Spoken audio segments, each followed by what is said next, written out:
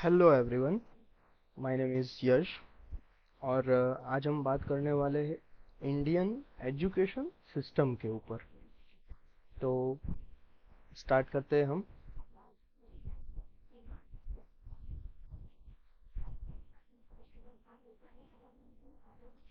तो मैं ये कहना चाहता हूँ कि इंडियन एजुकेशन सिस्टम में क्या क्या चेंजेस आने चाहिए। जैसे कि आप लोगों को पता है कि आजकल जो बेरोजगारी और जो लोग अनएम्प्लॉयड जो हो रहे हैं, ज़्यादातर क्या होता है इस केस में, ज़्यादातर लोगों को कुछ नॉलेज जो वो पढ़ते हैं, वो जो नॉलेज होना चाहिए जितना कि नहीं आप कुछ क्वालिफाई कर सकते हो या फिर कुछ अचीव कर सकते हो। जैसे कि कोई जॉब अचीव करना हो या किसी बिजनेस में आपको कुछ अच्छी टेक्नोलॉजी के साथ आगे बढ़ना हो, तो इसके लिए नॉलेज चाहिए मेरे भाई। अगर नॉलेज नहीं होगा तो इट्स नेवर पॉसिबल। और हमारे एजुकेशन सिस्टम में क्या है ना कि हमें जब भी हम स्टार्ट करते हैं, नर्सरी हो या फिर first standard to twelfth standard तक, सिर्फ हमें ये पढ़ाया जाता है कि कैसे पास कर सकते हैं आप। वो जो है उसका यूज आज तक, हाँ शायद आप आईएएस आईपीएस के जॉब करते हो तो वो सब बुक्स काम लगती है, लेकिन अगर आप एक इंजीनियरिंग फील्ड में जा रहे हो तो वो जो कंसेप्ट होते हैं कि जैसे कि एग्जाम्पल के तौर पे ले रहा हूँ कि हिस्ट्री, अगर हिस्ट्री आप इंजीनियरिंग फील्ड से कनेक्टेड करते हो, उसका कोई मीनिंग ही नहीं है। ऐसे कई सारे सब्जेक्ट्स है कि जिनका कुछ मीनिंग रहता नहीं है फिर भी वो हम पढ़ते हैं। मेरा ये कहना नहीं है कि वो पढ़ना बंद कर दीजिए, लेकिन इसमें क्या क्या चेंजेस होने चाहिए और क्या हम इम्प्रूव कर सकते हैं कि जैसे कि अनएम्प्लॉयमेंट को हम कम कर सकते हैं अपने देश में। तो इसके लिए मैंने ये वीडियो बनाया है। इसका कोई कंसेप्ट नहीं है कि किसी भी बुक्स या उसको मैं गलत बोलूँ, वो सब अपने हिसाब से सही है, लेकिन हम इम्प्रूव क्या कर सकते हैं एजुकेशन सिस्टम में, वो मेरा मेन पॉइंट है। तो स्टार्ट करते हैं। ओके, सो मुझे ये थिंकिंग आई कि इसमें क्या मैं अपने वीडियो से बता सकता हूँ कि क्या हम चेंज ला सकते हैं। तो अगर आपके दिमाग में भी ऐसा कोई थिंकिंग हो तो आप भी ऐसे कोई शेयर कर सकते हो। तो मैंने ये शेयरिंग पर्पस ये मेरा। तो हमें क्या करना चाहिए कि नर्सरी से फिफ्थ स्टैंडर्ड तक जो बच्चा पढ़ता है उसको आप एबीसीडी हो गया या फिर जो भी है ए टू, उसको एबीसीडी बढ़ाइए, उसको 1 to 100 तक, 1 to 1000 तक, उसमें वो नर्सरी से लेके फिफ्थ स्टैंडर्ड तक वो कंप्लीट कर सकता है। और उसके बाद अगर फिफ्थ स्टैंडर्ड में तो हमारा जो माइंड होता है वो ये सब जैसे कि माइक्रोसॉफ्ट एक्सेल हो गया, माइक्रोसॉफ्ट पावर पॉइंट हो गया, वर्ड, ये जो सॉफ्टवेयर है एमएस ऑफिस वाले, तो वो कैप्चर करने के लिए हमारा माइंड ऑलरेडी इतना तो वर्क करता ही है कि हम इससे कुछ सीख सके।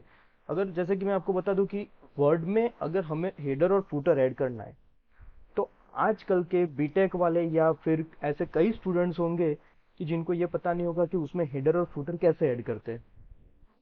नहीं पता होगा, क्योंकि ये मैंने खुद महसूस किया है कि जब मैं बीटेक में, मैं खुद बीटेक सिविल इंजीनियर हूँ, लेकिन मैं जब बीटेक में था तो मेरे कई सारे फ्रेंड्स ऐसे थे कि जिनको ये भी पता नहीं था कि हेडर फुटर होता क्या है दरअसल।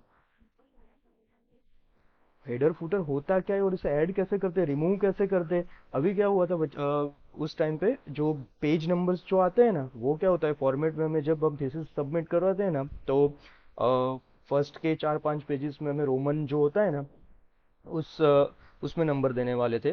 जो रोमन लैंग्वेज होती है ना उसमें नंबर देने वाले थे। और जो 5 नंबर के बाद जो छठावा पेज आता है ना, उसको हमें 1 नंबर देना था, इंग्लिश वाला। तो उसमें क्या हुआ कि किसी को पता ही नहीं था कि ये दोनों पेजेस को चेंज कैसे करें। अगर आप वहां तक देते तो सारे में नंबर चले जाते, तो वो किसको पता नहीं था। लेकिन वो सब हम बचपन से सीखेंगे तो हमें आगे जाके उसमें कोई प्रॉब्लम नहीं होगी। और ये जो चीज़ें है वो हमें फील्ड में बहुत काम आती है। जब भी आप कोई अकाउंट की ऑफिस में काम करते हो तो एक्सेल आपको काम लगता है, या फिर उसको आपको कोई शीट बनानी हो या उसके लिए एक्सेल काम आता है। वर्ड में और पावर पॉइंट में आप प्रेजेंटेशन भी अच्छी तरह से बना सकते हैं, जैसे कि मैंने ये अभी बनाया हुआ है। तो ये सब हम सीख सकते हैं, बचपन से सीखेंगे तभी जाके हम उसमें कुछ कर सकेंगे। तो ओके, तो उसको सिर्फ, मैं ये नहीं बोल रहा कि सारे सब्जेक्ट्स निकाल दीजिए, लेकिन सब्जेक्ट्स रखिए, लेकिन उसके साथ ये जो सब्जेक्ट्स है ना उसको कंपलसरी बनाइए। क्योंकि हमारी कोई भी स्कूल्स ऐसे नहीं है कि जिसमें कंप्यूटर में अगर स्टूडेंट्स फेल होता है तो अगर कंप्यूटर में कोई बच्चा फेल होता है तो उसको फेल दिखाया नहीं जाता, उसको कुछ करके मार्क्स देके पास किया जाता है। अगर ऐसे स्टूडेंट्स कभी नहीं सीखेंगे, क्योंकि उसको हमने क्या किया है, कंप्यूटर जैसे सब्जेक्ट या फिर कोई अदर सब्जेक्ट्स हो गया तो उसको हमने कंपलसरी नहीं बनाया हुआ है अभी तक। अगर वो कंपलसरी बनाएंगे तो बच्चा उस पर वर्क करेगा, काम करेगा और कुछ 110% वो सीखेगा। मैं ऐसा कि नहीं कि कंप्यूटर का ही सब्जेक्ट, अभी मैं आगे आपको बताता हूँ कि क्या क्या हम ऐड कर सकते हैं। तो अभी 7th स्टैंडर्ड में बच्चा आ जाता है, अभी 5th और 6th में हम उसको ये जो सॉफ्टवेयर मैंने बोले उसका हम नॉलेज उसको दे सकते, एग्जाम्पल के तौर पे ही मैं बता रहा हूँ। ओके, तो अभी 7th स्टैंडर्ड में बच्चा आ चुका है। 7th स्टैंडर्ड से स्कूल में जैसे कि मैकेनिकल हो गया या फिर ये मैंने एग्जांपल के तौर पे ही लिया हुआ है, इसको आप ऐसे मत समझिए कि मैं इंजीनियरिंग फील्ड का बढ़ावा दे रहा हूँ, ऐसा कुछ नहीं है। सिर्फ मैंने अपने तौर से एक एग्जांपल के तौर पे ये सब बनाया हुआ है, तो ओके। सो 7th स्टैंडर्ड से स्कूल में जैसे कि कार हो गया, कि कार कैसे वर्क करती है, उसके पार्ट्स और उसका नॉलेज देना चाहिए। अगर डॉक्टर की फील्ड में बच्चा निपुण होना चाहता है तो उसको आप उस टाइम से ही सिखाइए कि यार इसमें ये होता है, ये होता है। बायोलॉजी का सब्जेक्ट आता है लेकिन उसमें जो नॉलेज बच्चे को मिलना चाहिए वो नहीं मिलता है हमारे यहाँ पे। वो प्रॉब्लम एजुकेशन सिस्टम के हमारे यही प्रॉब्लम है। अगर अ, अगर आपको ट्रांजिस्टर्स के बारे में 7 और 8 स्टैंडर्ड में बताया जाए कि ट्रांजिस्टर ऐसे बनता है, ट्रांजिस्टर ये वर्क करता है, बच्चों को पता ही नहीं होता कि ट्रांजिस्टर होता क्या है दरअसल। ट्रांजिस्टर होता क्या है वो ही नहीं पता तो वो इस पे कैसे काम करेंगे।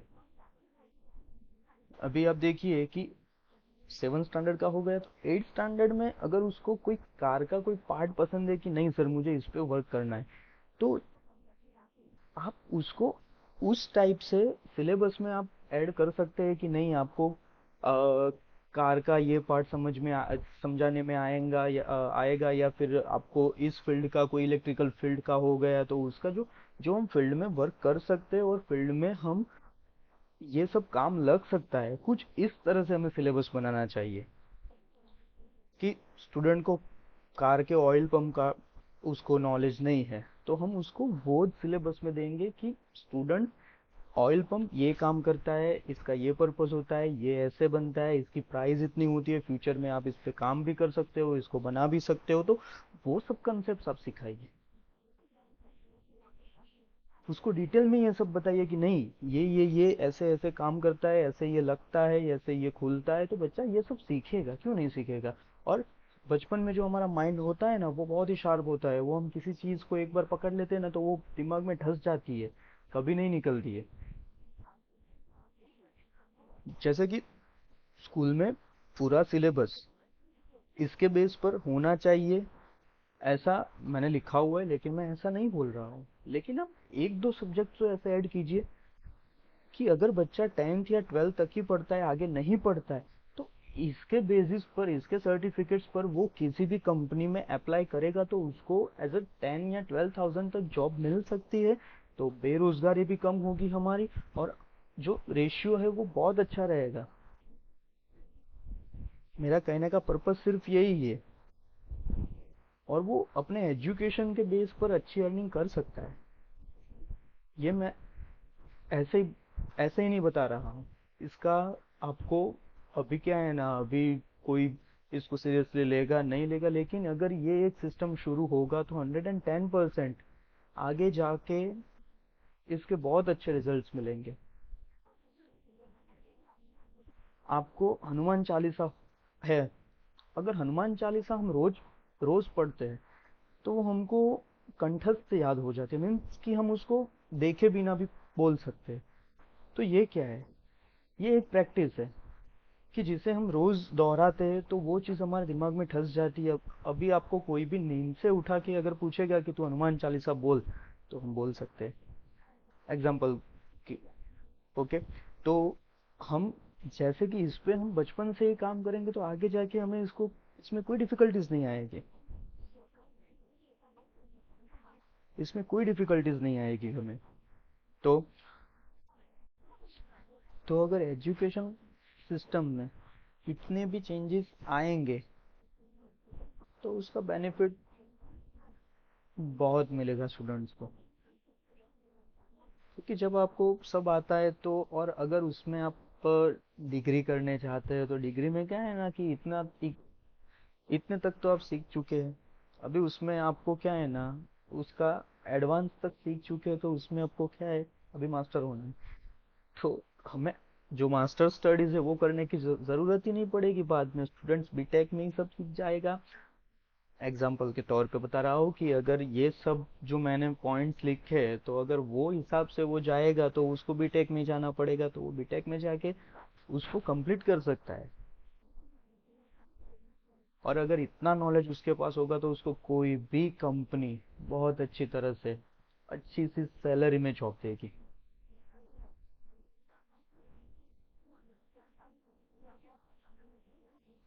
अभी इंडिया में एक बहुत ही अच्छा जो ग्रो कर रहा है वो स्टार्टअप का। क्या है ना कि इंडिया में अभी एंटरप्रेन्योर्स बहुत आ रहे हैं, जैसे कि शार्क टैंक। अभी मैं हर रोज नहीं देखता, लेकिन टाइमली इंटरवल पे मैं शार्क टैंक का भी बहुत बड़ा फैन हूँ, क्योंकि उसमें जो स्टार्टअप्स आते हैं तो उससे हमें कुछ इंस्पिरेशन हमें खुद को भी मिलती है कि नहीं यार, इन्होंने ऐसा बनाया ये या फिर इन लोगों ने ये इन्वेंशन किया है। It's good, it's very good. But अगर सब लोग ऐसे स्टार्टअप्स करेंगे तो सोचो कुछ देश में क्या ग्रो आएगा। ये बेरोजगारी का नामो निशान नहीं रहेगा मेरे भाई, रियली। अगर ऐसे ऐसे नॉलेजेबल पर्सन हम बचपन से ही उनको नॉलेज देंगे तो किसी का कंसेप्ट ऐसा अधूरा रहेगा ही नहीं कि मुझे ये नहीं पता, मुझे वो नहीं पता। बहुत मजा आएगा यार, फील्ड में जब जाएंगे तो एक से एक बढ़िया नॉलेजेबल पर्सन हमारे सामने होंगे कि यार ये इसमें मास्टर्स है, ये इसने ये कुछ बनाया है, या फिर ये इस लेवल का उसने काम किया है इस पर। तो बचपन से आप सीखेंगे ना, तभी कुछ अचीव अचीव कर सकते हैं।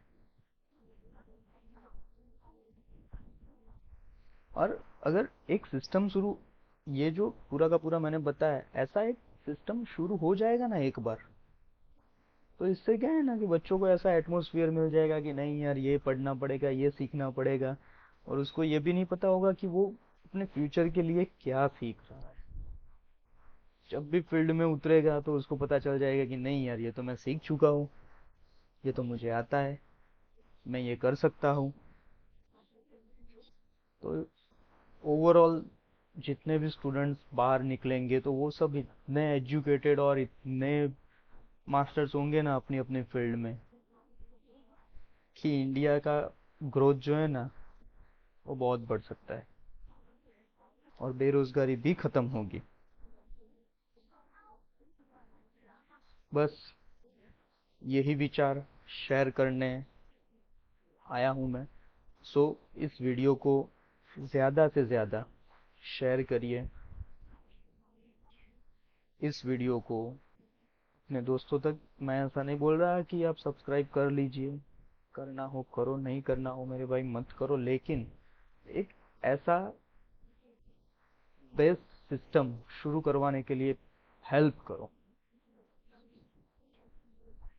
इससे एक जो रिदम शुरू होगा ना, उससे बहुत इंडिया को बेनिफिट होगा।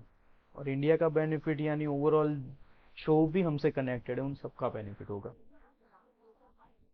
Okay, so thank you.